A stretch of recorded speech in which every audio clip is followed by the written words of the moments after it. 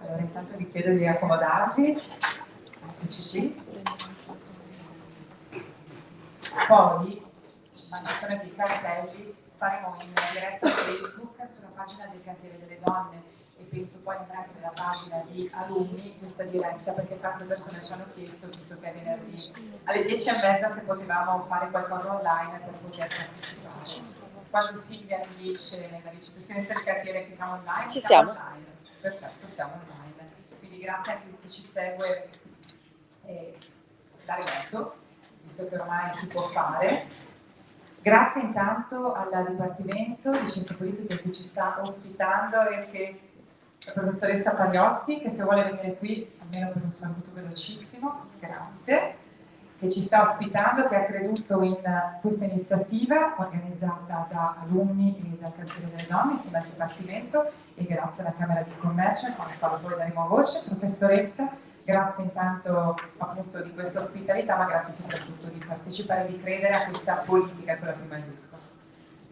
Grazie a voi, ad alunni, a cantiere delle donne, a tutti i soggetti che in diversi modi stanno animando, hanno pensato, hanno progettato e stanno animando questa iniziativa. Il Dipartimento di Scienze Politiche, Giuridiche e Studi Internazionali ci ha creduto dall'inizio, perché fondamentalmente riteniamo che al di là del nostro impegno, del nostro core business, di informare le persone che sperabilmente andranno a operare all'interno dei luoghi in cui si assumono decisioni in senso politico più stretto, crediamo profondamente che siano necessarie azioni sistematiche e diffuse di informazione che continuamente vanno ad aggiornare le conoscenze su aspetti rilevanti per le decisioni politiche e per le sfide sociali.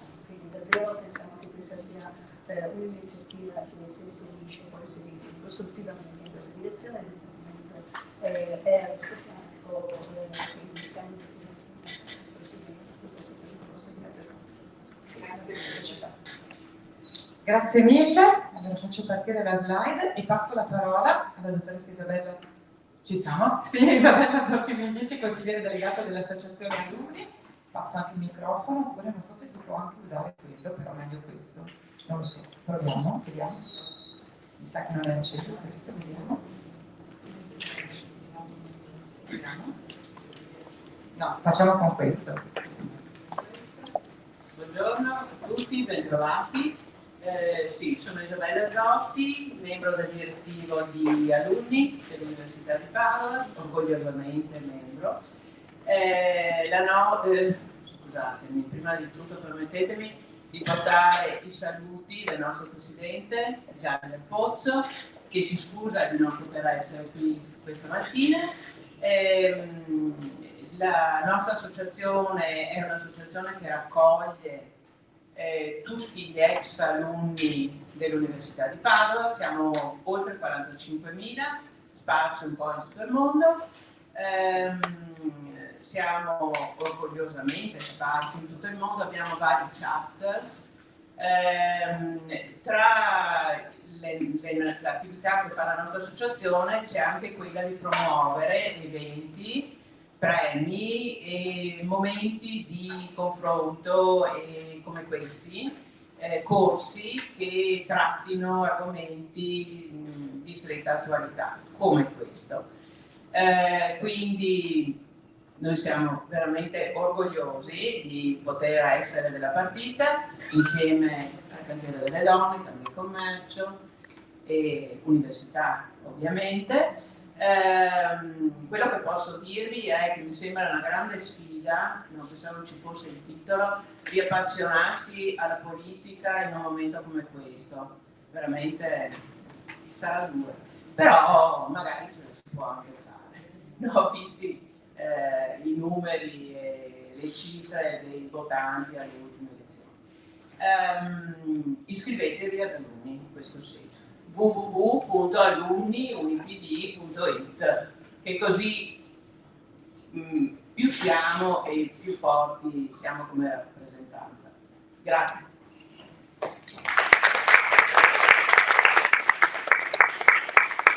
grazie mille. Io vado in duplice veste di coordinatrice di questa mattinata e come presidente del cantiere delle donne sarò velocissima. Anche io dico iscrivetevi al cantiere così facciamo squadra insieme, perché poi lo vedrete durante appunto il corso di questa mattinata, chi si iscriverà a questo corso avrà anche una scontistica se è appunto iscritto sia al cantiere delle donne che all'associazione alunni. Il cantiere delle donne, per chi non lo conoscesse, è un'associazione di promozione sociale. Siamo nati in pandemia online per forza di cose, il nostro motto è la scelta gentile e stiamo lavorando sull'empowerment femminile, sulla parità di genere effettiva. Da qui siamo partiti per realizzare questo corso di formazione alla politica che vuole essere destinato a tutti, ovviamente. Confidiamo che ci sia molta partecipazione femminile, noi stiamo cercando anche di inserire tra i docenti e i relatori di questo corso molte donne, vedrete che ce ne saranno perché hanno molta voce in capitolo.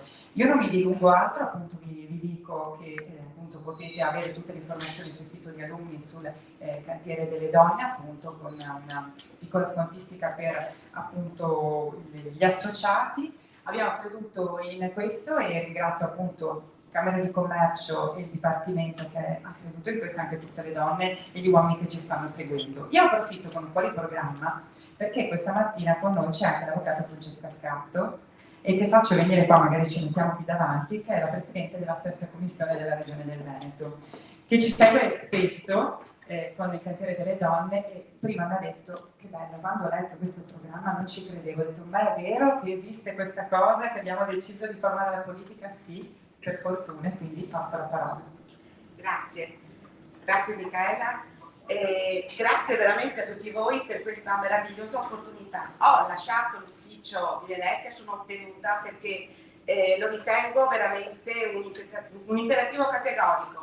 Chi mi ha preceduto diceva ma un momento difficile questo per riappassionarci alla politica, ma io sono assolutamente convinta che invece il momento sia proprio questo e quindi come politico, come donna impegnata in politica da quando avevo, posso dire, 15-16 anni, devo dire che proprio il termine riappassioniamoci, cioè appassioniamoci di nuovo.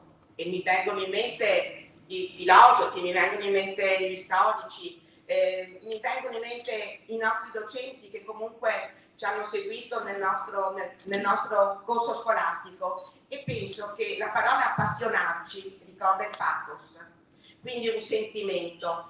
Quindi la politica non è un qualche cosa di avulso dal sentimento. Quando si fa politica con il sentimento è sicuramente un qualcosa di positivo, perché fare politica altro non vuol dire se non prendersi cura degli altri.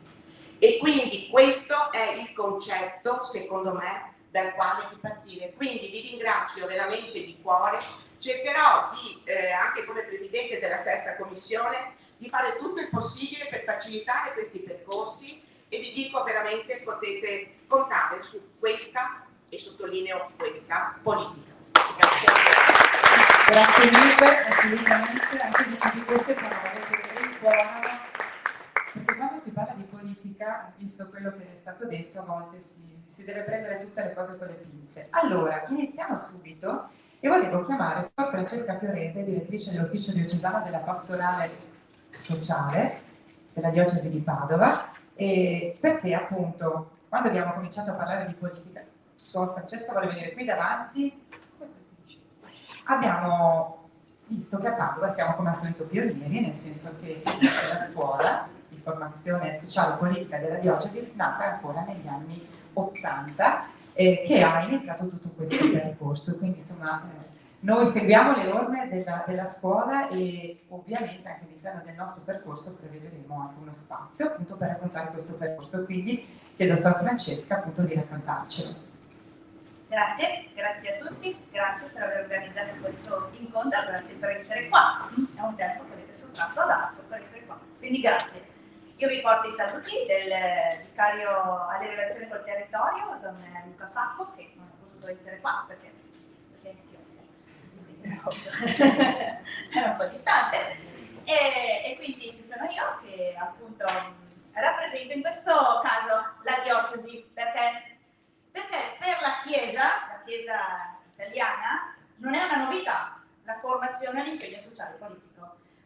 diciamo già della metà degli anni 70, già era maturo ragionare su questa relazione tra la Chiesa e la politica, perché si sentiva il bisogno di rimettere in una relazione positiva questa relazione, senza paure, senza ingerenze, rispettando però il proprio ruolo e la propria posizione. E sono diversi i convegni che portano i cristiani a poi decidere di organizzarsi in questa forma, che sono appunto le scuole di formazione all'impegno sociale e politico.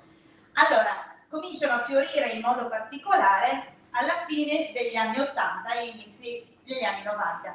Ed è anche lì che parte la scuola di Padova. La scuola all'impegno sociale e politico inizia col suo primo biennio proprio nel 1988. Chi abbiamo vescovo in quel periodo? Abbiamo vescovo appunto Filippo Franceschi.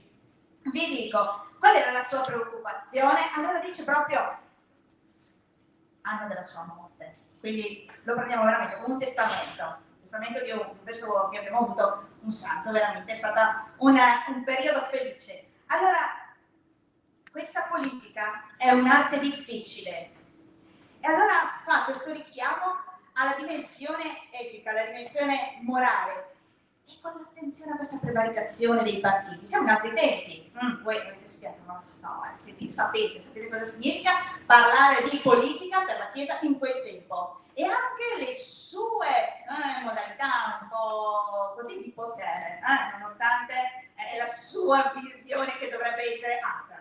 Allora, serve un rinnovato impegno nell'azione politica da parte dei cristiani. Ecco qua, allora la prima edizione per noi appunto è nell'88. Scuola all'impegno sociale politico cosa significa? Che è una scuola ecclesiale, quindi il suo approccio è un approccio etico.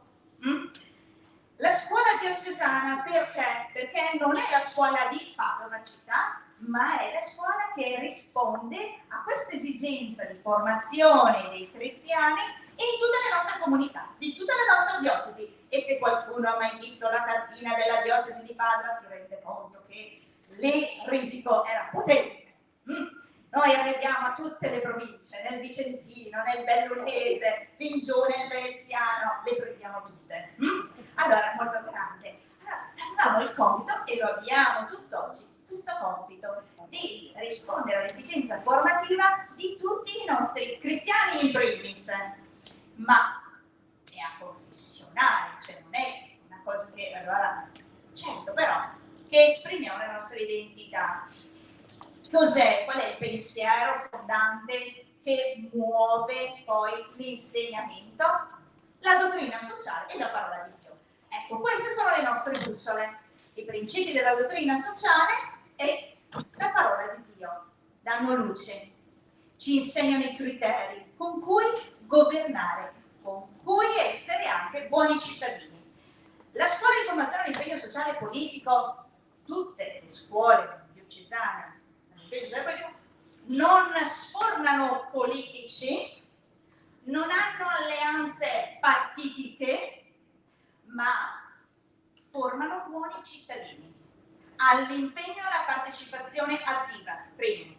2, danno strumenti anche a chi intende poi assumersi questo ruolo di amore sommo che è la politica. È la più alta forma di carità la politica, lo sapete, no? Per la dottrina sociale.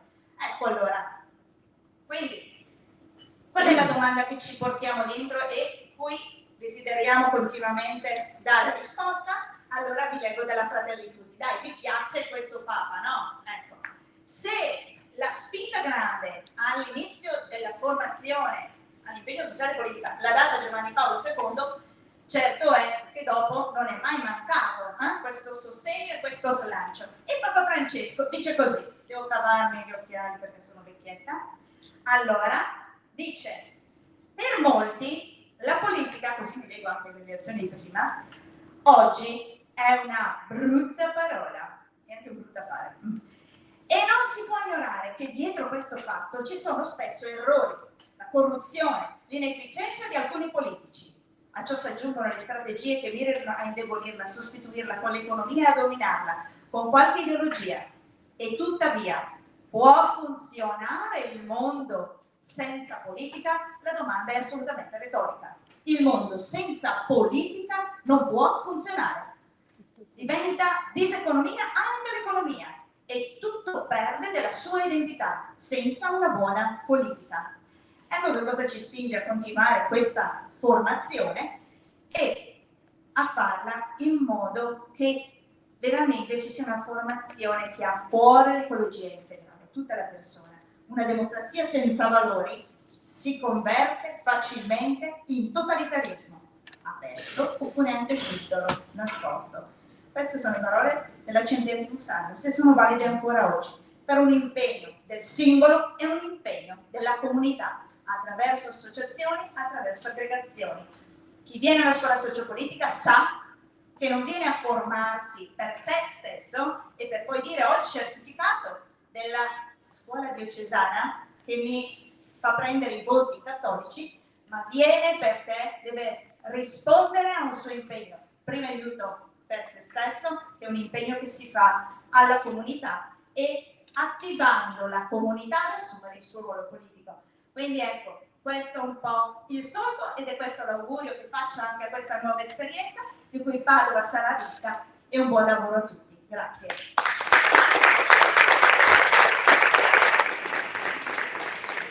Grazie, quindi abbiamo anche il libro della storia della scuola. Grazie mille. Allora, adesso io farei salire le persone che devono parlare qui, io lascio volentieri la sedia, quindi Davide, Silvia, Alberto, Alessandro, Giulia e anche il dottor Santocone se vuole venire. Sì, dopo alla fine? Va bene, ci vuole ascoltare.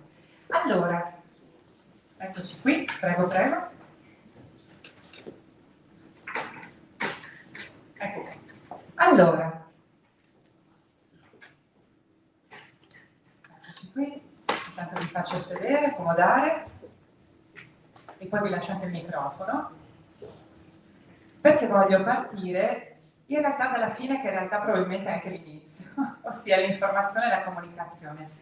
Lo dicevamo prima, è importantissimo affiancare alla politica tutto quello che facciamo alla comunicazione, l'abbiamo visto soprattutto in pandemia. E quindi io ho il piacere di avere qui con noi il direttore del Corriere del Veneto, Alessandro Russello, che è un collega e un amico, che seguirà, ha deciso di sposare anche lui la causa di questa scuola di formazione alla buona politica e attraverso Pamela, che non vedo più, dov'è Pamela? Pamela Perlin, che sta già intervistando, seguirà la scuola e con Pamela appunto abbiamo deciso poi di raccogliere una sorta di atti del convegno, vedremo che cosa ne esce fuori. Non anticipiamo nulla, quindi ringraziamo Pamela e lascio la parola ad Alessandro per dirci quanto sia importante anche la comunicazione nella politica. Ok, grazie. No, parlo anche per primo perché poi... Si può anche accendere questo, sì. come preferite. No, guarda. Se vuoi. No, va bene così, va bene così. Parlo per primo, mi scuso con tutti perché poi purtroppo ho un po' di giornali da dirigere in giro per il mondo, per cui devo allinearmi un po' ai fatti del giorno e anche molti di questi politici. Allora, intanto io sono un ex alunno dell'Università di Padova, ma ho questo grande, diciamo così, questo grande errore che ho fatto a essere venuto qui oggi dicendo che non mi sono ancora iscritto. Da anni pago la mia quota all'interno delle denunce di redditi per la DOP dei 5 per 1000 all'Università di Padova, però ho questa colpa, quindi cercherò oggi di rimediare subito. Ma al di là di questo, io penso che sia una forma di prepolitica che è il civismo. Parliamo di formazione. Io penso che questo paese abbia questo grande difetto, quello di non prevedere al fine dalle scuole elementari, dai primi approcci dei cittadini a un soggetto formativo, quello del civismo. Il civismo è fondamentale perché è prepolitico e ti aiuta a capire una cosa, che esistono, come è stato detto anche prima, gli altri. La dimensione politica è la dimensione collettiva, pubblica. Noi viviamo in un paese molto new age, sempre più new age, dove l'individualismo, l'individualità è un canone fondamentale per la ricerca del proprio equilibrio, ma che tralascia quasi completamente spesso gli altri. Gli altri sono la politica. Questo lo dico in premessa perché è fondamentale far capire ai ragazzi, ai bambini e ai ragazzi qual è l'ingaggio importante per essere dei cittadini. Succede che c'è poco nelle scuole, parliamo dei giornali, parliamo dell'informazione, parliamo dei libri. In Italia penso che mediamente da sempre i lettori di giornali e di libri siano su 4, 5, 6 milioni. Da sempre. Non c'è mai stata un'evoluzione. C'è un'evoluzione adesso, da un po' di anni, grazie allo straordinario e infamato luogo che è il web, perché, ad esempio, per quanto riguarda l'informazione, quella professionale, c'è una moltiplicazione della lettura attraverso i siti web. Quindi se c'è un bene che ci ha fatto molto anche internet, nel suo grandioso, nel suo scardinamento delle regole emotive, sociali, politiche del mondo e quindi anche dell'informazione, è stato quello che ci aiuta a diffondere di più l'informazione e quindi anche tutto il resto. Dico questo perché vedo che c'è questo deficit, quindi siamo un paese che legge poco, un paese che, certo, ci sono delle colpe della politica, potremmo fare 82.000 convegni sulla crisi dei partiti, ma voglio dire, c'è una grande colpa di questa società che, come diceva prima Francesca, e ha perfettamente ragione, la demonizzazione della politica è un tumore per questo paese. Quindi questo è un grande errore perché, se guardate bene, non esistono più le scuole di politica, a parte qualcuna.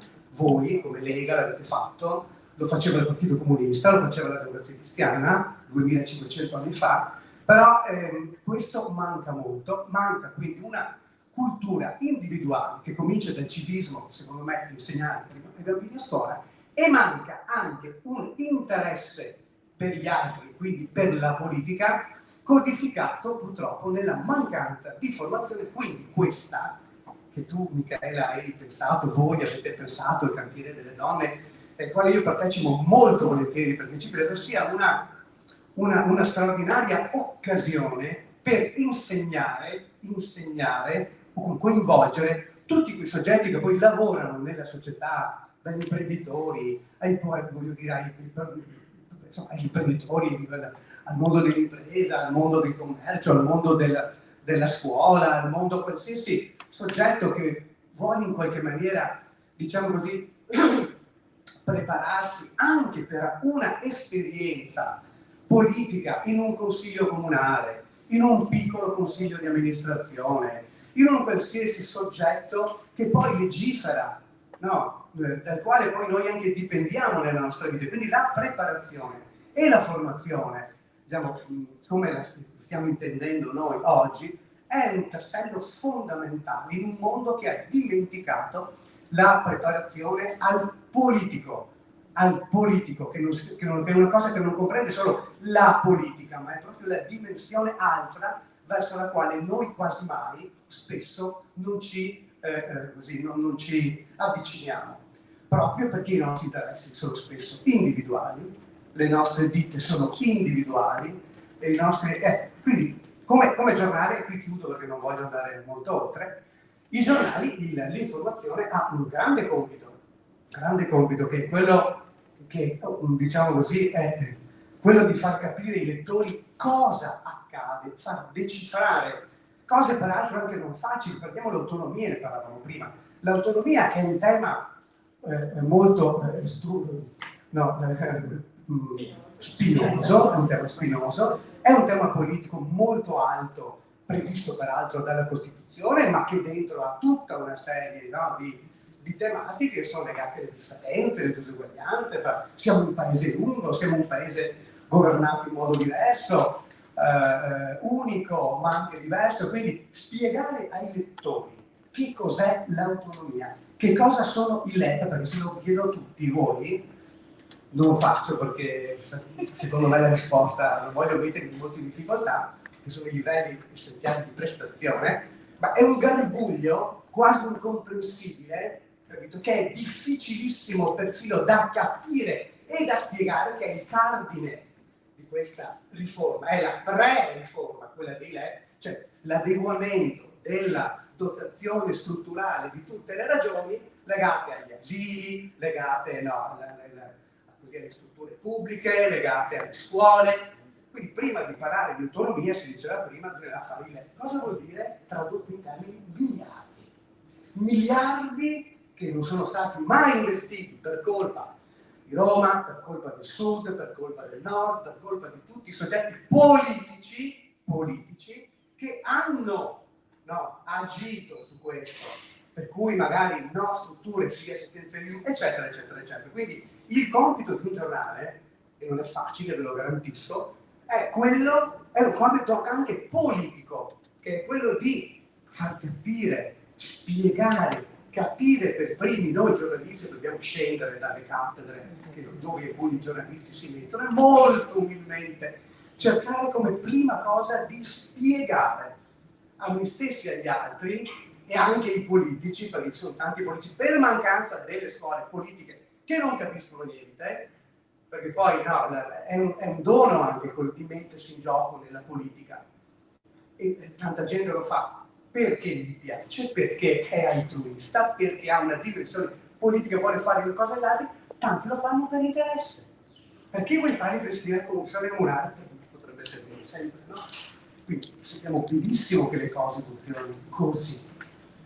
È una questione quindi etica, morale, eccetera, eccetera. Quindi io non ho più tempo, ringrazio Michela del Cantiere delle Donne che organizza questo, di avermi coinvolto in questa bella avventura, e noi ci saremo in tutti i modi, e quindi grazie ancora a tutti coloro che parteciperanno a questa bella iniziativa. Grazie. Grazie Alessandro anche per il tuo tempo prezioso e buon lavoro. Non ti preoccupare, ti giustifichiamo. Ma ci vedremo presto. Assolutamente. Allora, come è stato anticipato, noi oggi volevamo avere anche una testimonial donna, tra l'altro, quindi sono contenta di avere con noi Giulia, no? Si dice così, sono stata bravina, ok, che è rappresentante dell'ambasciata popolare bielorussa in Italia, che è la testimonial della giornata. Però devo dire che Giulia, a proposito di questo, e del Cantiere delle Donne, delle associazioni, l'incontro con Giulia è arrivato tramite la rete. Noi nel cantiere crediamo tantissimo nella rete, perché è la base di tutto. E una nostra donna del cantiere, un'associata, Monica, quando appunto abbiamo cominciato a parlare di questo corso, ha detto: ma io vi porto Giulia. Giulia è con noi in Italia, sta girando l'Italia a raccontare la sua storia tramite la CISL, e quindi Monica ha detto: ti porto Giulia. Così è nata la presenza di Giulia oggi qui. Giulia ha una storia da raccontarci, in cui si parla di politica veramente con la P maiuscola, e oggi appunto non può essere nel suo paese, in Bielorussia, per i motivi che ci andrà a raccontare, e sta facendo politica, nonostante lei prima mi ha detto al microfono: io non pensavo mai di fare politica, che avrei fatto politica appunto da grande, tra virgolette, mi sono trovata invece a farlo e ci credo. Quindi ti lascio la parola, vuoi parlare lì o qui?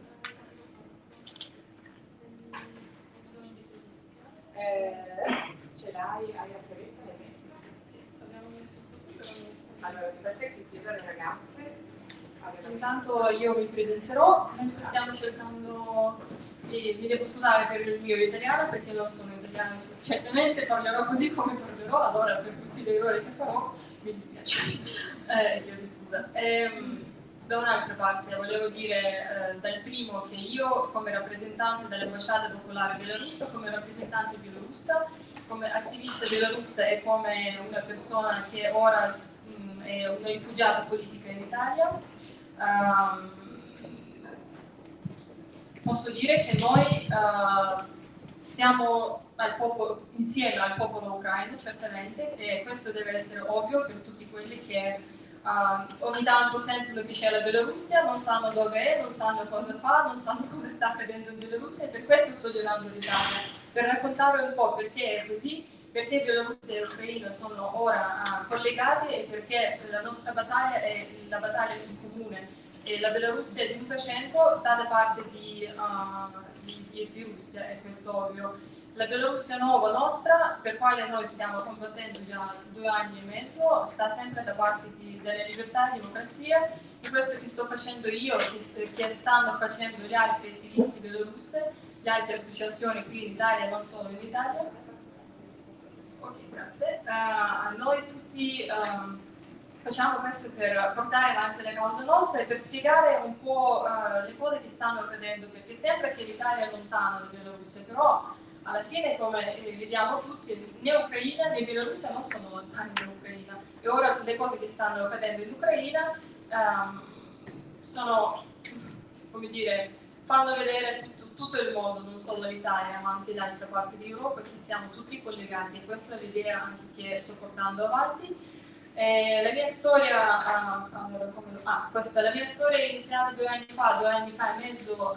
Io davvero non facevo mai la politica, e quando qui ascolto che io ho iniziato a fare la politica da 14 anni, da 13 anni, da 10 anni, io penso, io ho iniziato a fare la politica avendo 30 anni. Diciamo, una volta sono andata a protestare contro Erdogan a 2013 e non so se questa è la politica o no, però mi sembra che Erdogan è la stessa cosa come Lukashenko e Putin. Allora non c'è tanta differenza, però questa era l'unica volta quando sono andata a protestare. Ma poi dal 2020 noi abbiamo avuto la nostra rivoluzione, le nostre proteste che siamo stati uniti insieme, tutti i bielorussi che erano contro la violenza e che volevano cambiare il presidente, che Lukashenko, che abbiamo da 27 anni o 28 già. 28 anni abbiamo lo stesso presidente, io ho 33 anni, allora tutta la mia vita ho lo stesso presidente senza il diritto a cambiarlo. Allora abbiamo provato a farlo in qualche maniera, ho partecipato su tutte queste manifestazioni, che, anche questi, anche quelli, e per queste manifestazioni ora le persone si trovano in carcere per 2 anni, per 3 anni.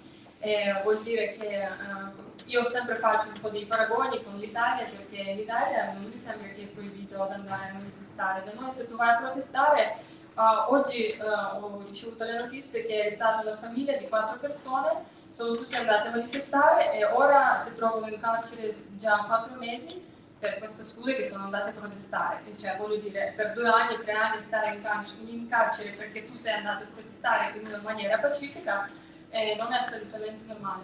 Anch'io sono finita alla fine in carcere, 2 volte sono stata in carcere, una volta per i braccialetti bianco-rosso-bianchi che distribuivo in Bielorussia. Questo per esempio è la mia casa per precisione, sono arrivati i KGB. KGB è una struttura che ancora esiste in Bielorussia e che fa pressione su tutti quelli che provano a fare la politica. Per questo noi non abbiamo la politica, perché da noi fare la politica vuol dire o tu sei da parte di Lukashenko oppure finisci in carcere, non c'è un altro modo da fare di politica. E allora sì, questo per esempio è la foto di KGB, hanno fatto loro e hanno messo su social per far vedere, per farmi vergognare di me stessi che sono stata arrestata. Però da noi essere in carcere vuol dire, è un orgoglio, diciamo, orgoglio no, però nessuno vuole trovarsi in carcere, però alla fine se succede, succede. Una volta mi hanno arrestato sulla strada, un'altra volta sono arrivati a casa e così hanno fatto, questo non è perquisizione, hanno arrestato questi, cioè hanno sequestrato queste cose qua, allora c'è i braccialetti, una spilla, palloncini, allora le cose proprio, per queste cose non mettono in carcere, però in Bielorussia sì, per i braccialetti e per tutt'altro. E la nostra storia è questo, siamo noi bielorussi che stavamo andando a protestare 3 mesi quasi senza un giorno libero. Abbiamo avuto le proteste più grandi su tutta la nostra storia di 26 anni, ancora era 2 anni fa. Però Lukashenko ci ha risposto in questa maniera qua. Questa è la chiesa, per esempio, la chiesa principale cattolica che ora è sequestrata dal governo e ora non possono più venire qui a pregare, allora è sequestrata dal governo. Questa è la risposta di Lukashenko alle nostre manifestazioni pacifiche. Questa è la storia che io sto portando avanti e per far vedere che anche noi abbiamo avuto le nostre storie, i nostri morti.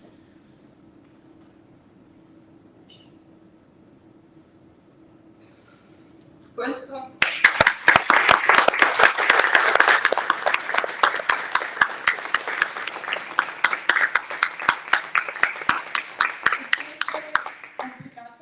sinceramente a raccontare su queste cose perché non è finita ancora niente. Diciamo che ogni giorno in Bielorussia arrestano la gente. non lo so quando finisce tutto questo sinceramente, ma poi Lukashenko ha iniziato a supportare, cioè a sostenere Putin in questa guerra contro l'Ucraina. Io quando sono arrivata in Italia, e sono arrivata in Italia un anno fa, ad ottobre a fare le vacanze, dopo questo, perché io dovevo, dopo il secondo arresto, io dovevo scappare dal mio paese e lasciarlo, diciamo, non lo so quando tornerò, perché ora come rifugiato non posso più entrare in Bielorussia. Sono arrivata, proprio scappata insieme al mio marito, siamo andati illegalmente in Russia, poi in Ucraina e poi da Ucraina in Polonia, perché attraversare il confine in un modo legale è impossibile perché ci sono le liste di KGB e se tu ci sei in queste liste qua, allora ti arrestano al confine e ti portano sempre in carcere. E per questo abbiamo fatto questo giro di 1700 km per arrivare finalmente in Polonia, in un posto dove c'è un po' di sicurezza, diciamo così, anche se ci sono un sacco di agenti di KGB in Polonia e in Lituania che vengono in Bielorussia per cercare le persone e seguire le persone, però almeno un po' di nessuno viene a casa tua ad arrestarti, che io ora se qualcuno suona al mio appartamento ho sempre paura che è arrivato qualcuno, anche se mi trovo in Italia già un anno quasi.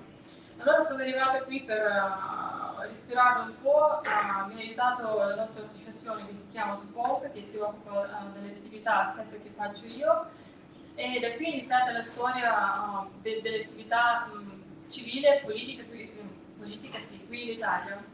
Io facevo prima la modella, non facevo mai la politica. Sono insegnante di musica, io studiavo sempre la musica, allora era proprio, veniva da un mondo diverso.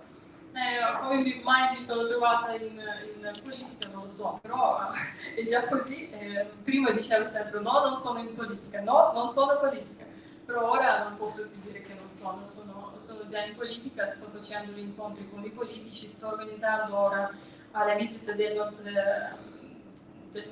presidente eletto che è Svetlana Tikhanovskaya, e questo è il nostro incontro, la nostra riunione l'anno scorso, e lei è il presidente eletto. Noi abbiamo il presidente eletto, meno male che siamo più fortunati dei russi che non hanno nessun rappresentante. Noi abbiamo Svetlana Tikhanovskaya che è conosciuta in tutto il mondo.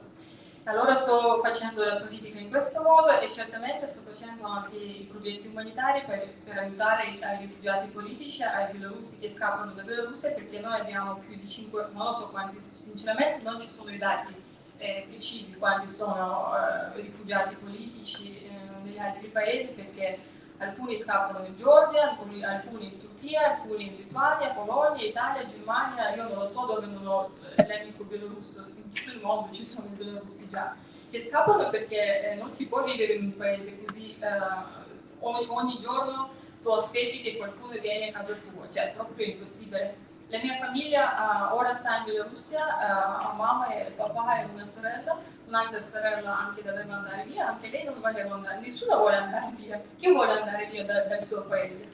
Qualcuno di voi vuole andare così senza il diritto di tornare a casa? Non credo. E lasciare tutti lì. Io l'anno scorso ho perso la nonna e il nonno e non potevo neanche andare, cioè, proprio a salutarli, e questo tutto è complicato, sinceramente, se tu lo pensi così in generale. Per questo quando faccio questi interventi, questi giri, ogni tanto faccio lezioni in scuole per raccontare e un po' far vedere le differenze, dove è la dittatura, dove non c'è la dittatura, cosa è la dittatura, cioè la dittatura sanitaria non si può chiamare la dittatura proprio, la dittatura è quello che viviamo noi ora, e la cosa che stiamo ora combattendo con Putin, con Lukashenko, con tutti e due insieme, e certamente noi come il popolo abbastanza piccolo, 9 milioni di abitanti abbiamo, non è un grande popolo, e allora per noi è diventato complicato, e nei momenti difficili e duri siamo rimasti da soli.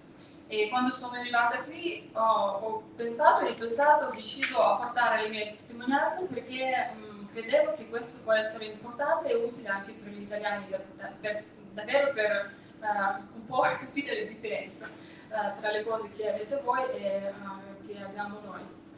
Io sono riuscita anche, questo è il nostro reggimento che sta combattendo in Ucraina ora, con la bandiera bianca-rosso-bianca, sempre questa bandiera storica bielorussa, che Lukashenko ha cancellato, che ha cambiato, e ora per questa bandiera tutti stanno in carcere. Abbiamo ora 1444 prigionieri politici, però abbiamo molto di più, perché non tutti vogliono avere lo stato di prigioniero, perché poi in carcere ti torturano. Quando dico torturano, ci sono le torture queste vere, cioè fisicamente, psicologicamente. Io ho vissuto solo le torture psicologiche, solo questi.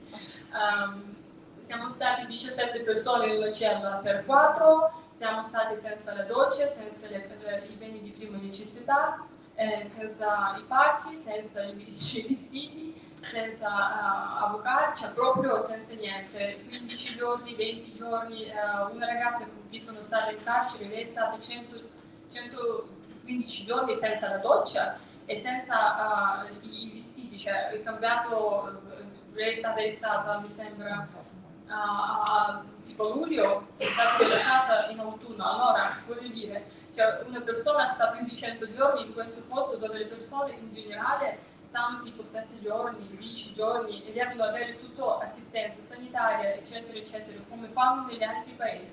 Noi non abbiamo proprio niente, le nostre condizioni per i prigionieri politici sono condizioni a livello, non lo so, non è neanche un livello. I prigionieri muoiono lì in carcere, e quando escono, ora escono per esempio tanti prigionieri politici, e noi non abbiamo neanche la base per aiutarli.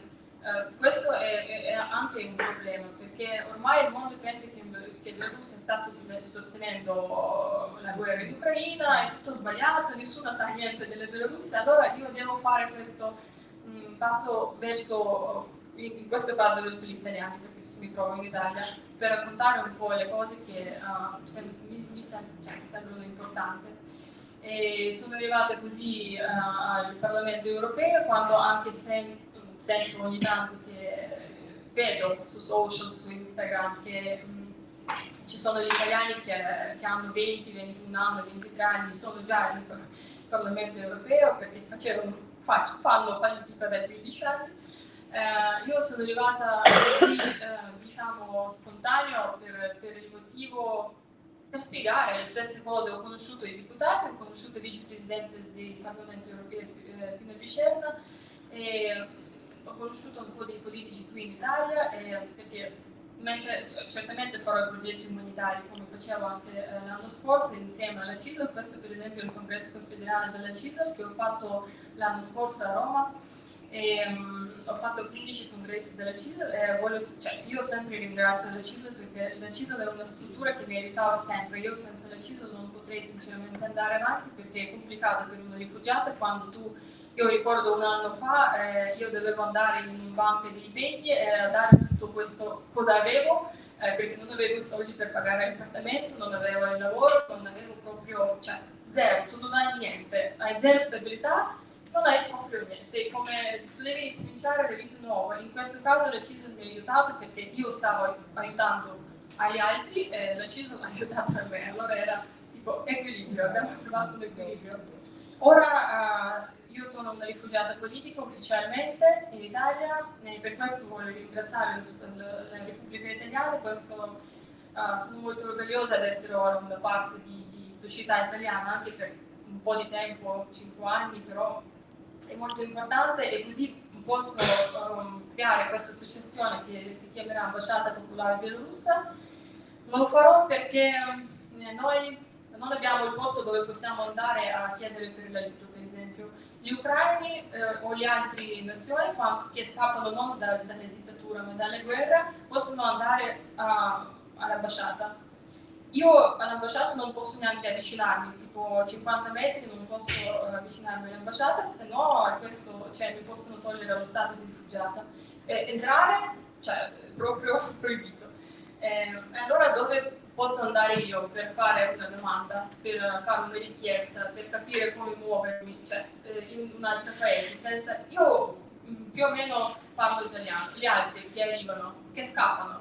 Perché scappano? Perché io sono scappata con una valigia, sono arrivata in Polonia e proprio mi sono trovata in un disastro, non sapendo la lingua è molto complicato e non avendo nessuno che ti può aiutare.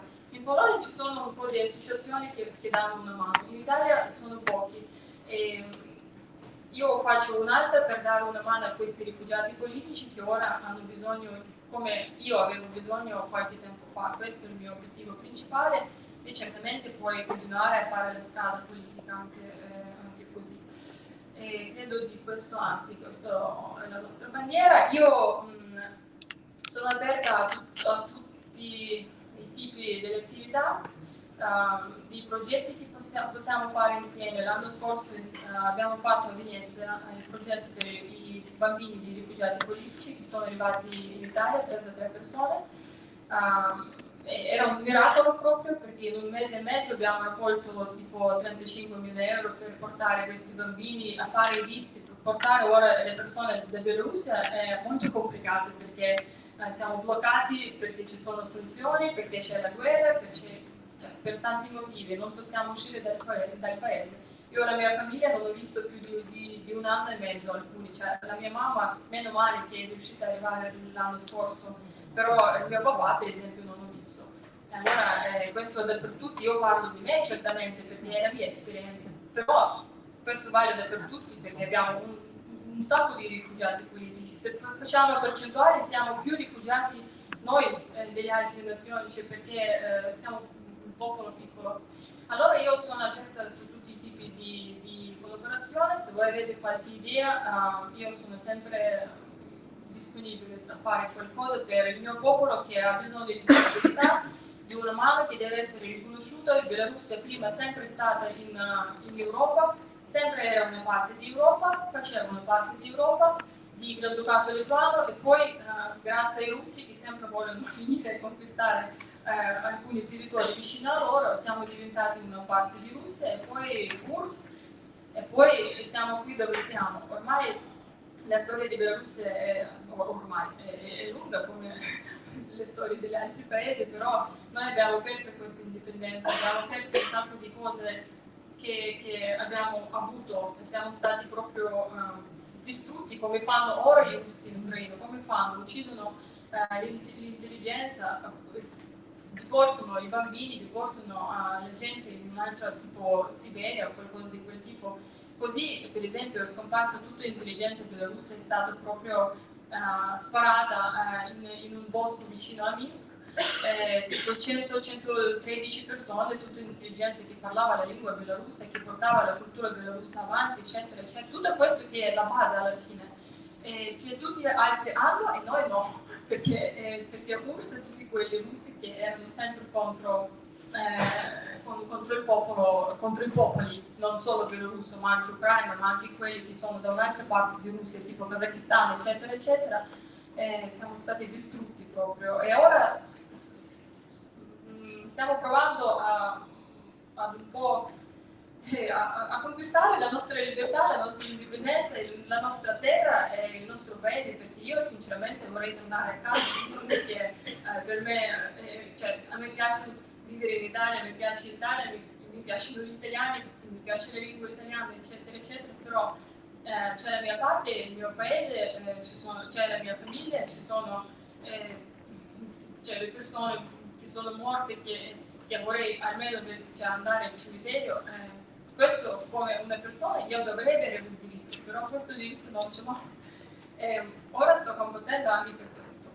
Vi ringrazio per l'attenzione, ho parlato un po' troppo, però è complicato mettere in 5 minuti una storia di un paese, la mia storia personale e poi tutto insieme. Ho un sacco di cose da dire, però...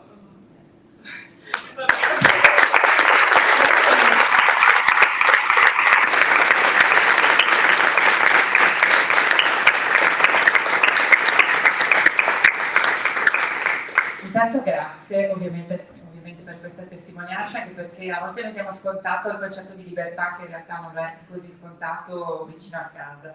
Io ne approfitto per ringraziarti e per donarti la scelta gentile che la storia del cantiere delle donne, speriamo di scrivere tanto magari con la tua storia e con le storie di tante donne coraggiose che hanno voglia di fare qualcosa per cambiare. Grazie davvero. Allora, io adesso volevo dare la parola, vediamo se riesco, però mi sa che dobbiamo togliere, vero, Volevo dare la parola, passando dalla politica alla politica, ad Alberto Stefani.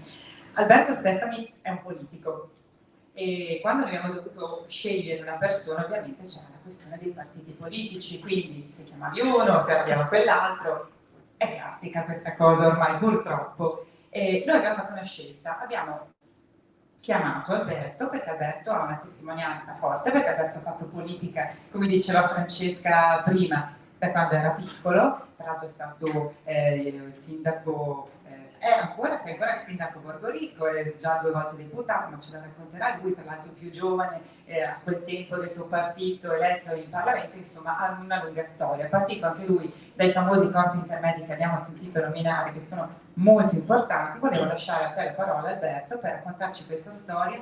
Tra l'altro anche Alberto è un alunno, eccellente tra l'altro, perché è laureato in giurisprudenza, 110 lode se non sbaglio, a Padova, quindi insomma tutte le carte in regola, quindi lascio a te Alberto, se vuoi c'è anche il microfono che funziona, quindi ti faccio un po' raccontare. No, va in crash. No, se no andiamo perché c'è quello acceso.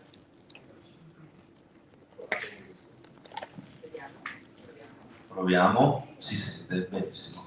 Allora, intanto grazie a tutti, grazie davvero, perché per me è un duplice onore essere qui. Uno perché il corso è particolarmente interessante, poi dirò anche perché secondo me è molto utile soprattutto al giorno d'oggi. In secondo luogo perché questa è l'università nella quale io mi sono formato, con cui ho, diciamo, un rapporto affettivo molto importante che cerco di coltivare nel tempo, e quindi il messaggio più bello che secondo me un'università può dare, proprio nel suo senso anche etimologico del termine, è che è qualcosa che ti dura per sempre, qualcosa che comunque ti permette di dare il proprio contributo anche nel corso del tempo. E l'idea di poter avere un filo diretto con la tua università, con la tua facoltà, con la scuola che ti ha cresciuto appunto quando hai superato il mondo delle superiori, e pensare che questa struttura possa mettere a disposizione anche ancora formazione per te e per gli altri è qualcosa di assolutamente positivo. E davvero per me, insomma, Michaela che mi ha scritto lo sa, per me è stato davvero un onore, ho scelto di essere qui con molto piacere. Io dico sempre, mi capita spesso di partecipare ad incontri magari con i giovanissimi del mio comune. Abbiamo un percorso appunto che fa parte di un percorso di educazione civica. Mi capita spesso di essere intervistato sul perché uno fa politica, sulla motivazione che ti ha spinto a fare politica, su quelle che sono le ragioni che poi ti hanno spinto ad entrare nel mondo della politica, soprattutto il giorno d'oggi in cui i più giovani sono lontani dal mondo della politica. Abbiamo oltre il 35% di astensione nel target 18-35 nel mondo giovanile. Questo è un dato che deve preoccuparci e che deve preoccupare in primis chi da giovane fa politica. Però io dico sempre che la politica esisterà sempre, esiste da quando esiste una società organizzata, esisterà anche nel corso dei prossimi decenni, nei prossimi secoli, nei prossimi millenni. Una struttura che decide esisterà sempre e qualcuno che fa politica ci sarà per forza. E allora quello che ci dobbiamo domandare è se ha senso star fuori da tutto questo o se invece ha senso che qualcuno possa dare il proprio contributo in favore degli altri. E secondo me non c'è niente di più bello che uno strumento come la politica che possa permetterti di farlo. Poi, come in tutte le organizzazioni, in tutte le associazioni, in tutte le università, in tutti i partiti, in tutto quello che fa parte dell'uomo, c'è chi lo fa bene, chi lo fa con disinteresse, chi lo fa per avere un vantaggio personale. Purtroppo questo esiste in tutte le organizzazioni sociali, o almeno in quasi tutte, perché purtroppo siamo umani e c'è chi sbaglia e chi non sbaglia. Questo sembra un dato ovvio, ma è così. E quindi non possiamo pensare che per colpa di una minoranza la politica sia vista come qualcosa di negativo, come qualcosa di cui non far parte. E cosa serve per incentivare la politica, servono corsi come questo. Io l'ho detto prima in un'intervista che mi era stata fatta prima della relazione, serve abbattere quella distanza che si è creata a causa di una visione del mondo politico come un mondo di incompetenti, di incapaci o di persone che non hanno capacità di tradurre quello che dicono in fatti. Questo è il punto centrale. Questo è il punto centrale. E per risolvere questo problema serve fare in modo che gli elettori, cioè i cittadini di qualsiasi colore politico, vedano nelle persone che le rappresentano persone che al di là della propria idea politica siano persone preparate, capaci, alle quali lasciare le chiavi di casa, cioè le chiavi del futuro di questa società. Questo è quello che noi dobbiamo fare e questo è quello su cui noi dobbiamo lavorare. Allora, credo che sia importante investire nella formazione anche nel mondo universitario, anche tramite appunto le facoltà universitarie, fare in modo che chi va a fare politica lo faccia sapendo che strumenti ha in mano, perché quando si scrive una legge, io ho la fortuna di poterlo vedere, diciamo, di poter vedere una legge nella sua genesi, cioè quando nasce già in commissione o già nelle commissioni di studio. Quando si scrive una legge, è chiaro che ci sono dei funzionari che ti danno una mano, ma se il politico non sa quello che sta leggendo o non sa quali sono gli effetti di quello che è scritto in quella legge, è normale che poi ci sono i problemi nella società di tutti i giorni, perché quando si prema un bottone, come si suol dire, no, in Parlamento, si approvano delle regole che valgono per 60 milioni di persone. E se i 400 deputati o i 200 senatori, come sono adesso, non sanno e non partono da questo presupposto, pensano che stiano approvando magari qualcosa che non ha effetto nei confronti degli altri. E questo vale dal livello locale, da sindaco, da parlamentare, da consigliere regionale, da europarlamentare, eccetera, eccetera. Allora, è importante che noi cominciamo ad investire sulla competenza, sulla qualità, al di là dei colori politici. E servono corsi come questo, servono figure che mettono a disposizione la propria professionalità nei confronti degli altri. Io lo faccio perché ho avuto un percorso diciamo, nei movimenti giovanili, nei movimenti studenteschi, organizzare scuole politiche, anche in collaborazione con le università, dove non devono venire i relatori che difendono per forza la tua idea, ma che magari la mettono anche in discussione. Questo è quello che bisogna fare dal mio punto di vista, questo è quello che ci chiede la società al giorno d'oggi, perché se noi pensiamo che ciascuno possa fare politica indipendentemente da una sua autonomia, da una sua individualità, allora tanto vale che i segretari di partito si riuniscano, decidano loro cosa votare e cosa non votare, e i deputati e i senatori vanno nelle commissioni senza intervenire e ci portiamo a casa una legge già confezionata. Invece io ho visto prima di sedermi, ho visto la grafica di alunni che mi ha particolarmente colpito. Quello che dobbiamo arrivare è quello di avere delle individualità, quei punti blu che sono connessi da delle linee di colore diverso, ciascuno con la propria formazione, ciascuno con il proprio bagaglio, ciascuno con il proprio bagaglio culturale, universitario, formativo, e unire quei punti lì, altrimenti resteranno punti divisi che nessuno riuscirà a connettere in un progetto unitario, a cui nessuno riuscirà a dare una prospettiva per il nostro paese, a cui nessuno riuscirà a dare una soluzione per quelli che sono i problemi del nostro paese. Questo è il grande problema che io ho visto da, diciamo, giovane politico. Io mi sento una persona fortunata perché ho avuto questa possibilità e spero che tanti altri ragazzi la possano avere. Chi mi conosce sa che lavoro per questo anche al di fuori della mia, diciamo, del mio schieramento politico, perché mi rendo conto che chi ha la mia età si sente anagraficamente tenuto a risolvere dei problemi che non riguardano solo domani e dopodomani, ma che riguardano la società dei prossimi 50 anni, dei prossimi 60 anni e degli anni che verranno ancora. Questo è qualcosa che tu senti dentro, soprattutto quando ti approcci alla politica da giovane e hai un orizzonte temporale, diciamo, politico che ti obbliga anche, diciamo, dal punto di vista anagrafico a trovare queste soluzioni. Allora, ben vengano i corsi come questo, vi ringrazio perché è un servizio che fate alla società, un servizio che fate alle future generazioni, ma soprattutto è un servizio che fate al nostro paese. E io da deputato non posso che ringraziarvi dell'invito, ma di ringraziare soprattutto per quello che questo corso riuscirà a fare. Grazie a tutti.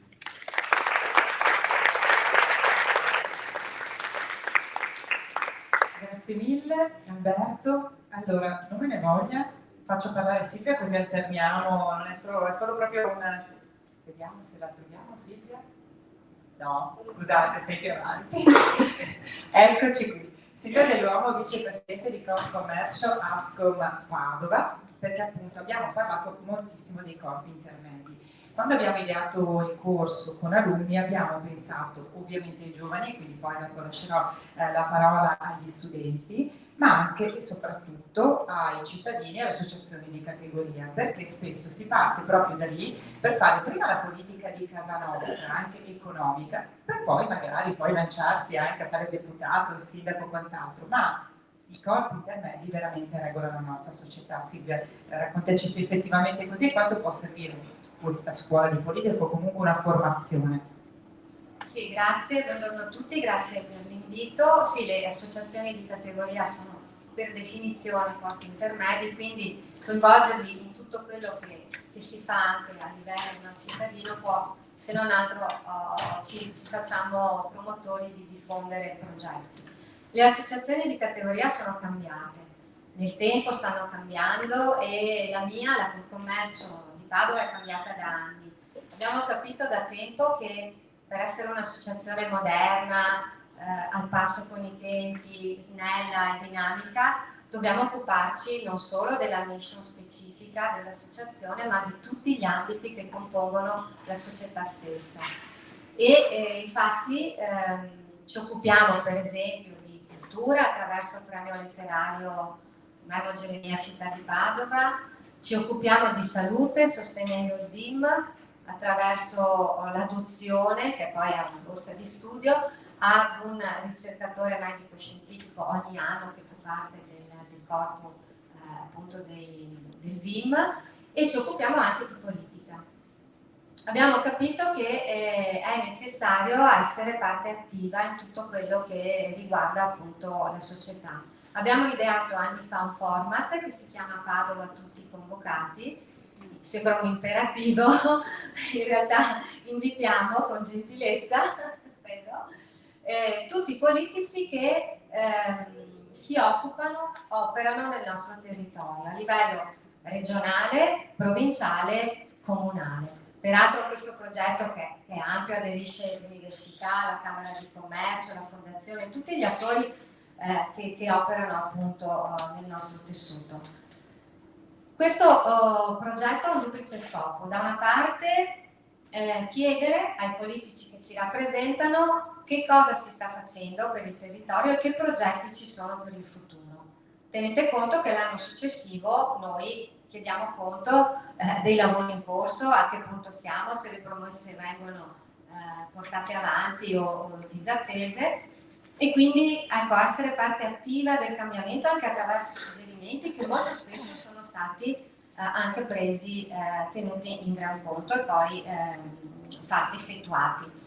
Dall'altra abbiamo voluto proprio questo progetto per accorciare la lontananza che c'è tra i nostri imprenditori, che però sono in primis cittadini ovviamente, e la politica che, come diceva il sindaco che mi ha preceduto, si è allontanata tantissimo. Vediamo le cifre dell'astensionismo che sono veramente preoccupanti.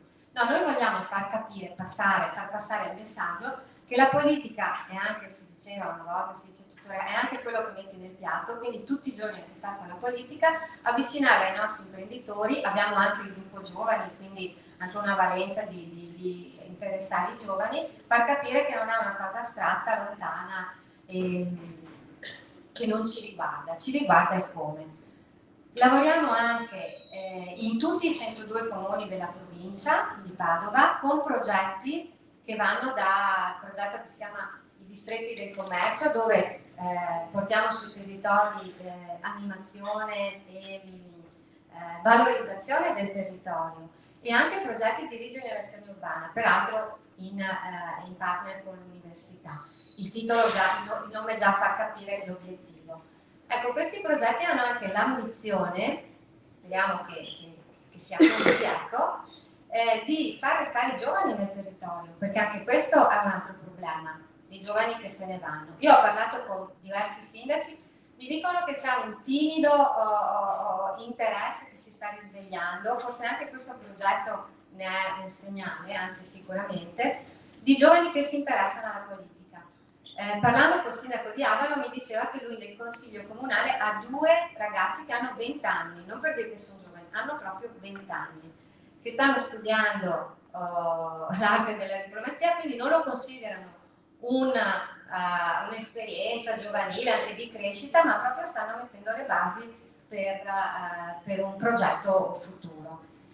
Quindi noi per parte nostra stiamo lavorando quanto più possibile per creare un modo sinergico tra associazione e politica, perché abbiamo capito che per migliorare in senso ampio la società questo legame è imprescindibile.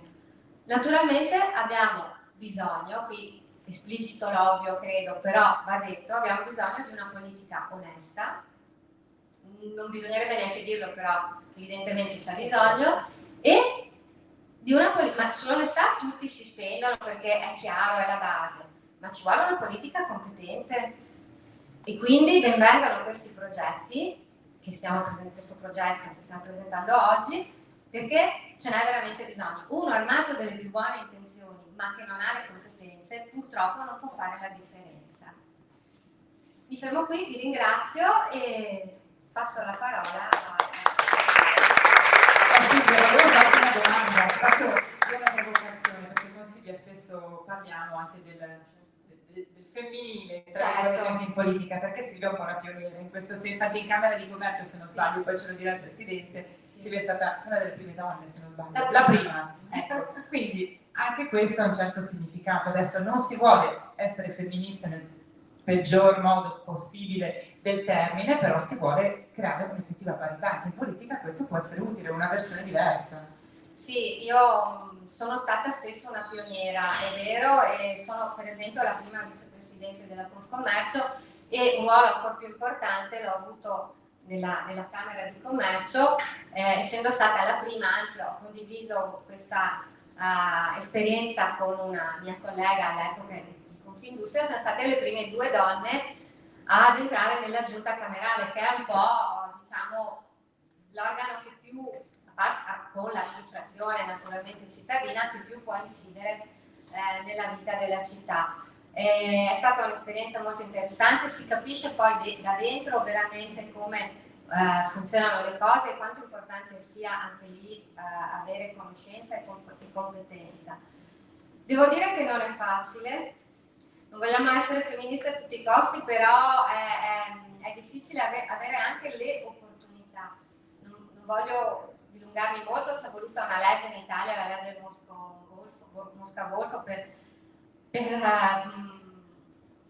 purtroppo istituire queste quote rosa che in primis non piacciono a noi, ma in un paese in cui ci vuole ancora questo benedetto cambio culturale sono state necessarie.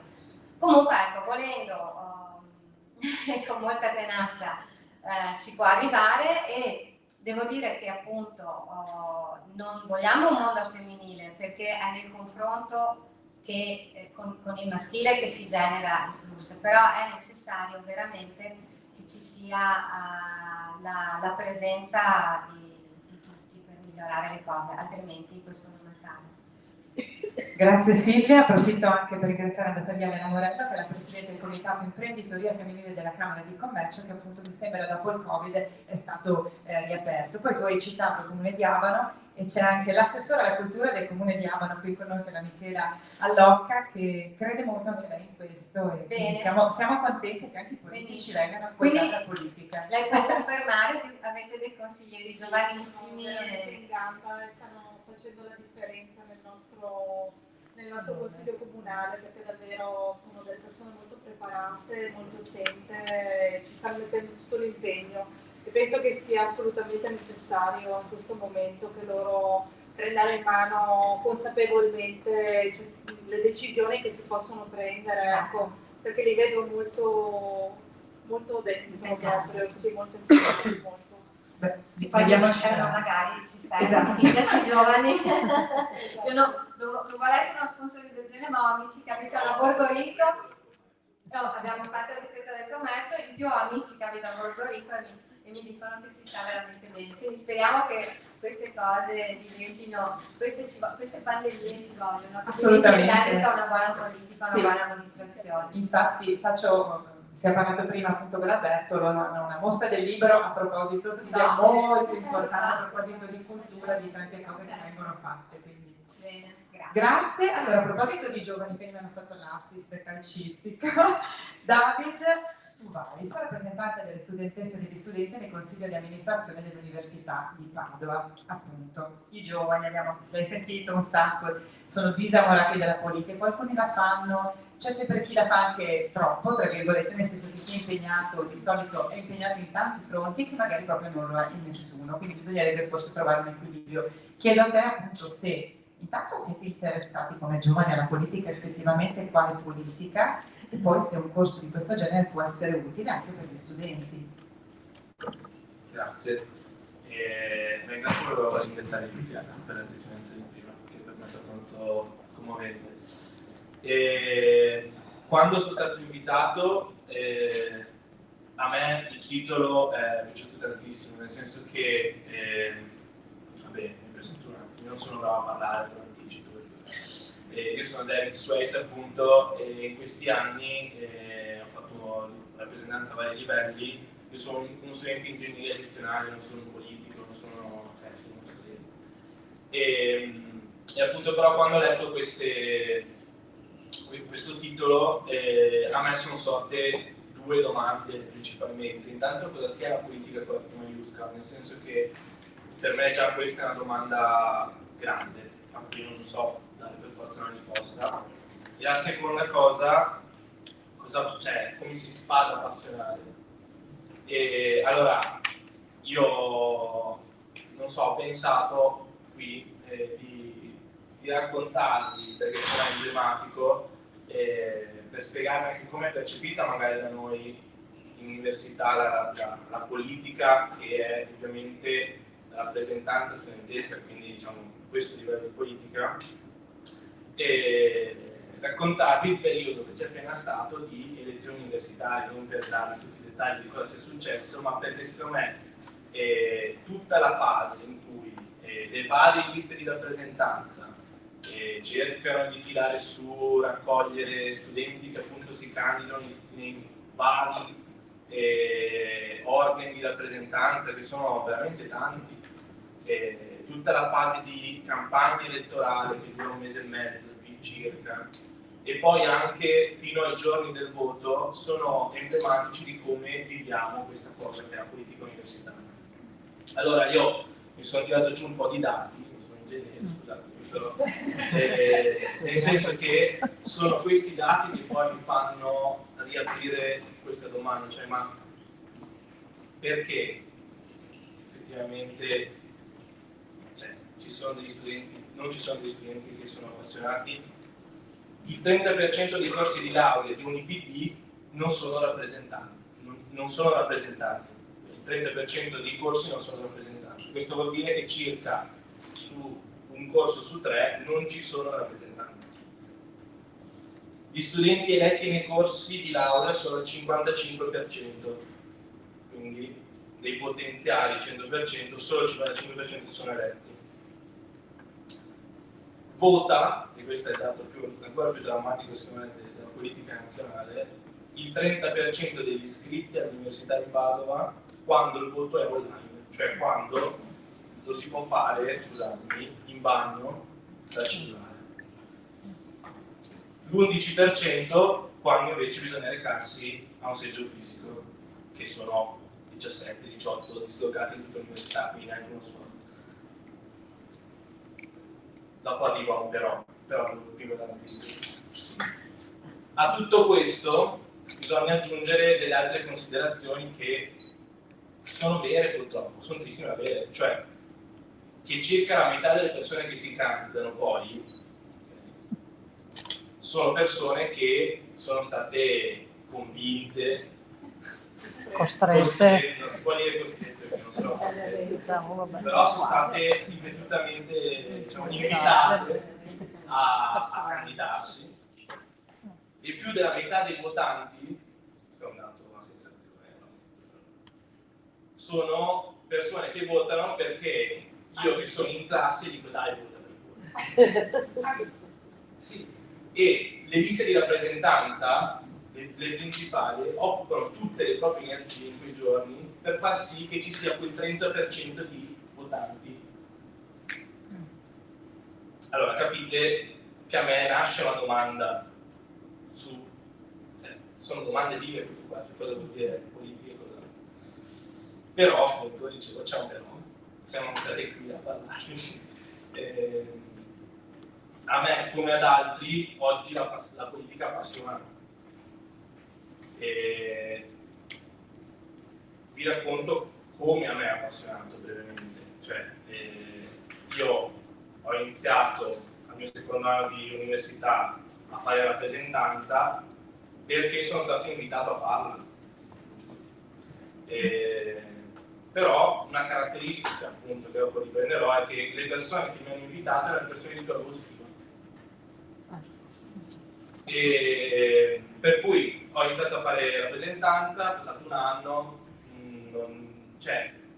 non è che il primo anno mi piacesse così tanto, però ho lasciato il tempo, ho lasciato passare il tempo affinché io potessi anche capire cosa fosse effettivamente la rappresentanza e poter mettere appunto un po' le mani in pasta. E quindi dico che la passione per la politica è cresciuta nel tempo. Nel senso che pian piano, quando ho iniziato a fare una determinata esperienza dopo il secondo anno, che magari ero implicato come rappresentanti, in cui inizi a vedere che il rapporto con i professori è effettivamente interessante e stimolante. Quando inizi a vedere che sei un punto di riferimento per il personale di segreteria, per i tuoi compagni di corso, per tutta una serie di persone con cui quotidianamente ci si implica per o risolvere problemi o portare avanti iniziative, solo quell'esperienza di soddisfazione personale in cui senti veramente che stai facendo del bene è il motivo per cui è iniziata a nascere una passione.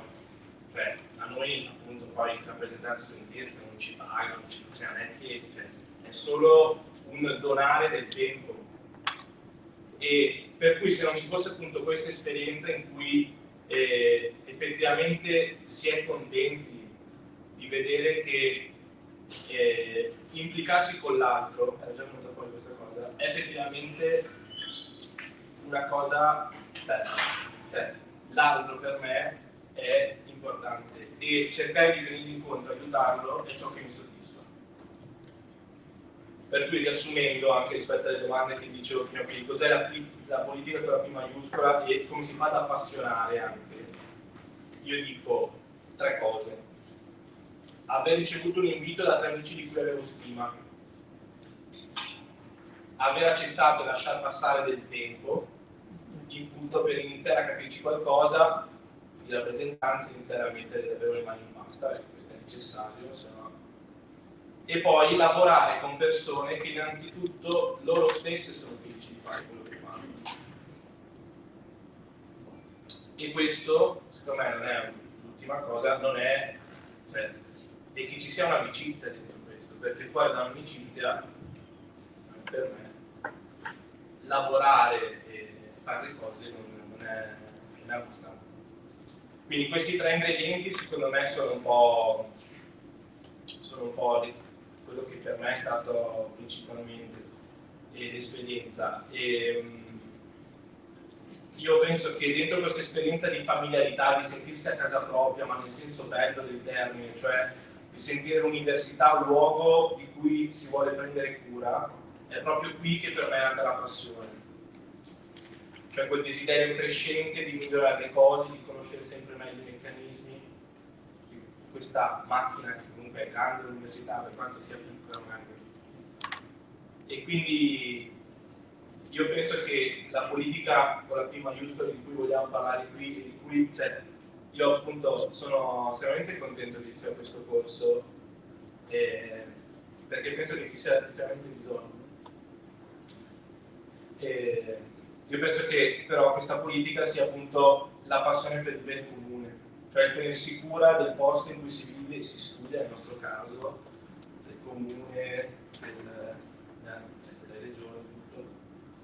Però con questo spirito di interesse per le altre persone con cui si condivide un pezzo di strada, scommettendo che queste siano fonti di arricchimento, possibilità di dialogo e confronto, e non solo qualcosa da eliminare, come spesso vediamo soprattutto nella politica nazionale.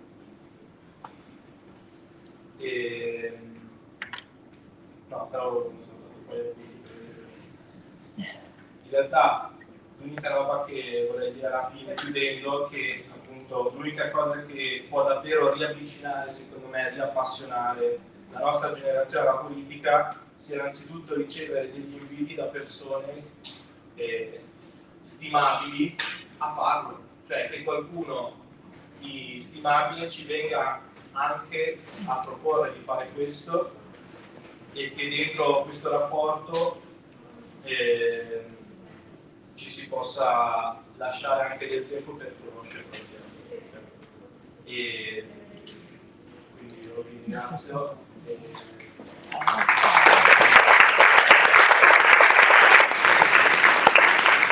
Grazie. Ti farò una battuta. Sono ingegnere, però ti sei posto delle domande, quindi sei un po' anche filosofo, diciamo così, va bene? Gioca a mio favore. Intanto grazie davvero anche per queste parole, e tra l'altro le sposo appieno, perché anche il corpo intermedio di associazione, anche noi come cantiere facciamo tutto gratuitamente, in amicizia, perché abbiamo voglia di cambiare qualcosa. Siamo apartitici ma non apolitici, apolitiche, perché vogliamo incidere nel polis, questa è la cosa importante, e penso che tutti noi lo siamo. Allora, noi vi ringraziamo, vi faccio accomodare lì perché andiamo alla chiusura della nostra mattinata, vediamo se riesco anche a... Allora, vediamo se ritorno, no, devo ritornare così, forse, vediamo.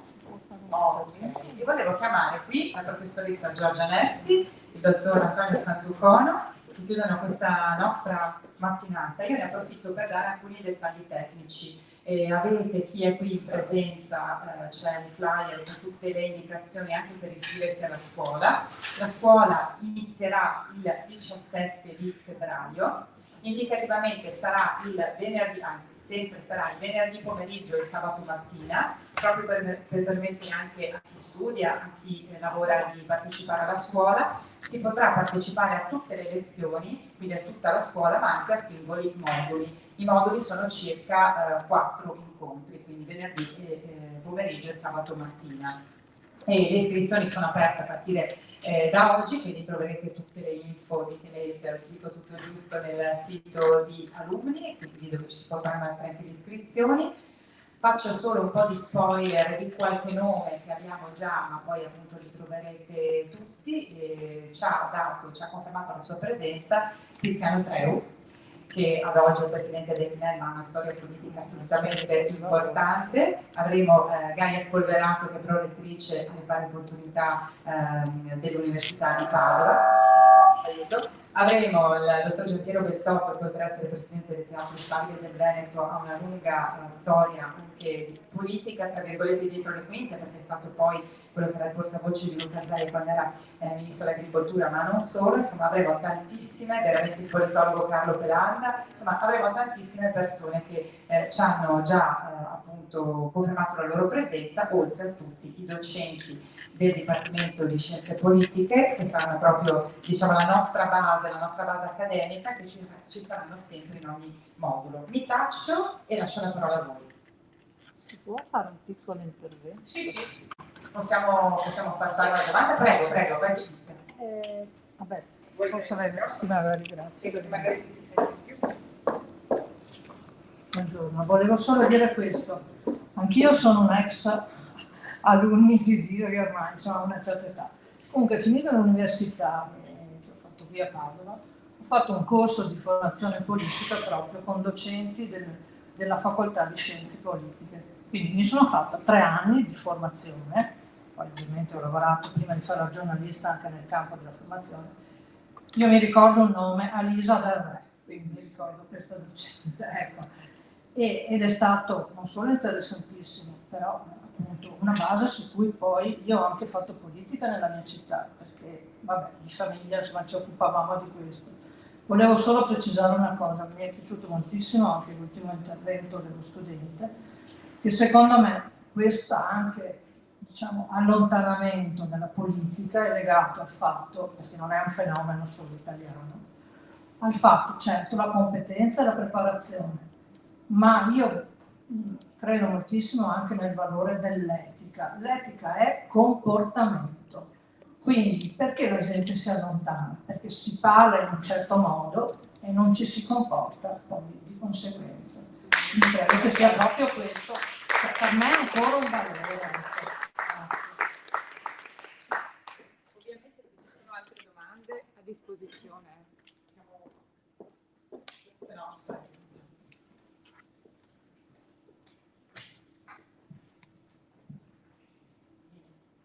Buongiorno a tutte e a tutti e ringrazio l'Associazione L'Università di Padova, nonché il Cantiere delle Donne e tutti i partner del progetto ovviamente per questa opportunità, un'opportunità anche per noi del Dipartimento di Scienze Politiche, Giuridiche e Studi Internazionali di interagire di più con il territorio oltre che con i nostri studenti e le nostre studentesse.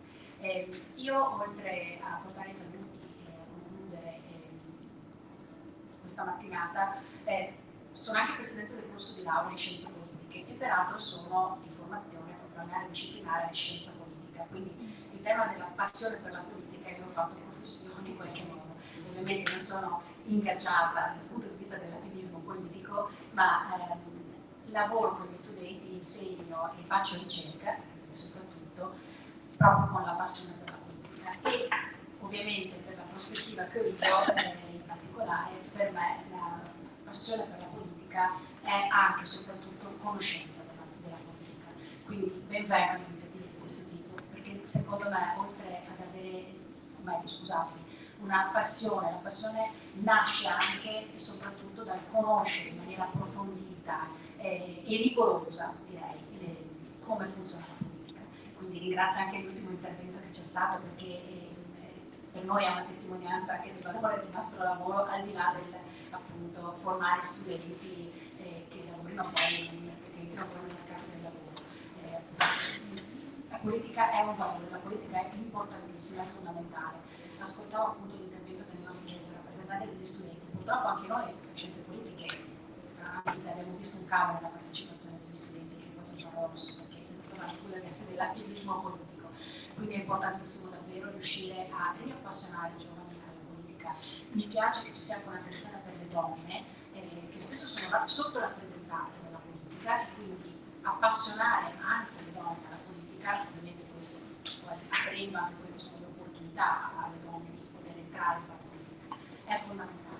Ed è fondamentale conoscere i meccanismi della politica, conoscere come funziona la politica. Noi viviamo all'interno della politica, tutti i giorni, ormai tutti noi siamo più o meno insomma, sui social media, e vedo personalmente commentare eventi in maniera del tutto superficiale. La politica non può essere trattata in maniera superficiale e per fare questo bisogna conoscere, perché la politica è complessa. La nostra vita quotidiana, che a noi sembra molto semplice dal lato delle istituzioni, in realtà ha una sua complessità, ha il suo dietro e quindi una serie di dinamiche che devono essere comprese per essere anche criticate in maniera costruttiva, ovviamente. Quindi è importantissimo, secondo me, formarsi e appassionarsi a questo. Cioè, sono molto felice che ci siano delle persone che hanno voglia di mettersi in gioco in questo, di conoscere al di là dell'università in sé questo aspetto, questo tema, che è un tema pervasivo, fondamentale, ripeto, nella nostra vita, ma purtroppo sempre meno conosciuto. E questo serve a farsi un'opinione formata, informata, a discutere dei giudizi, che è giusto anche esprimere, perché è giusto che come cittadini e cittadini partecipiamo alla vita politica, però è fondamentale che questo avvenga in maniera consapevole. Quindi benvengano questo tipo di iniziative e grazie ancora per questa opportunità che ci avete dato. Grazie.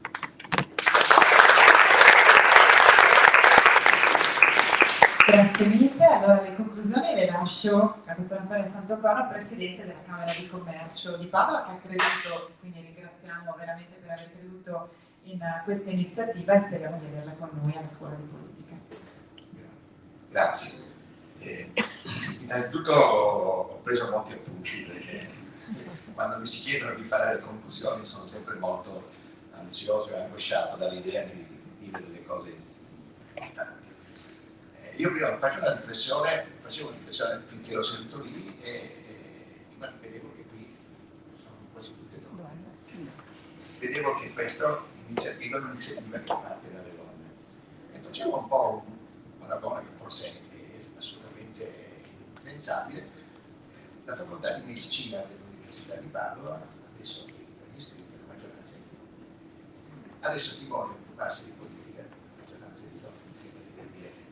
Quindi c'è questa volontà da parte delle donne di occuparsi sia del benessere fisico, diciamo, del nostro paese, dei nostri cittadini, ma anche di quello sociale, di quello economico, di quello spirituale. Quindi questo, secondo me, è forse un grandissimo passo avanti in quello che è questa corsa per raggiungere la parità di genere, di cui si parla tanto, che io sostengo che non è con le leggi che si raggiunge la parità di genere, ma è con le iniziative come queste, dove si diventa inequivocabilmente la realtà che prende il sopravvento su certe tematiche e le vuole anche governare. Io poi, data la mia non più verde età, ho vissuto la politica degli anni 80 e degli anni 90. L'ho vissuta anche perché io sono stato per 10 anni un dirigente della Regione Veneto, quindi non facevo politica ma lavoravo con la politica. E devo dire che purtroppo un grande movimento come quello che è stato Tangentopoli, che è nato ovviamente per cercare in qualche modo di bloccare la corruzione, la mancanza di trasparenza nel mondo della politica, alla fine è stato un movimento che ha fatto sì che si buttasse via il bambino con l'acqua sporca.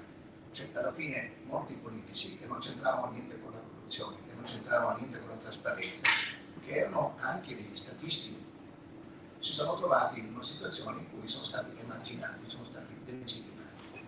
Questa delegittimazione è stata non soltanto una delegittimazione da parte di chi fa politica, ma è stata anche da parte dell'opinione pubblica. E da qui è nato questo disamore, questo disinteresse che c'è per la politica, dal momento in cui non ci sono stati più referenti, poi sono nati nuovi partiti, eccetera, ma i nuovi partiti, anche se giovani, pieni di idee, devono dedicarsi nell'opinione pubblica, ci vuole tempo, mentre i partiti del passato venivano dalla grande ripartenza della fine della seconda guerra mondiale, erano partiti formati che erano stati chiamati i padri della patria. Quindi bisogna tornare verso questi valori. E allora voi mi chiederete, ma la Camera di Commercio che si deve occupare di imprese, che cosa c'entra con la politica? In realtà c'entra molto, tutto perché abbiamo colto questa necessità che c'è di appropriarsi della politica, ma poi anche perché io immagino che corsi come questi formeranno dei manager della politica, ma che saranno delle persone che saranno abituate ad affrontare, indipendentemente dai schieramenti politici, ad affrontare delle grandi sfide. Abbiamo le sfide della transizione ecologica, quella digitale, le sfide dell'occupazione, le sfide della giustizia sociale. Tutti questi temi però non sono temi che riguardano soltanto lo Stato oppure l'amministrazione pubblica intesa come il comune, lo Stato, la regione, ma riguardano anche i corpi intermedi, riguardano gli imprenditori, perché la politica si fa anche per il mondo delle imprese, non si fa soltanto per la cosa pubblica. In fondo anche il mondo delle imprese sono cosa pubblica, perché le imprese producono benessere e il benessere è cosa pubblica.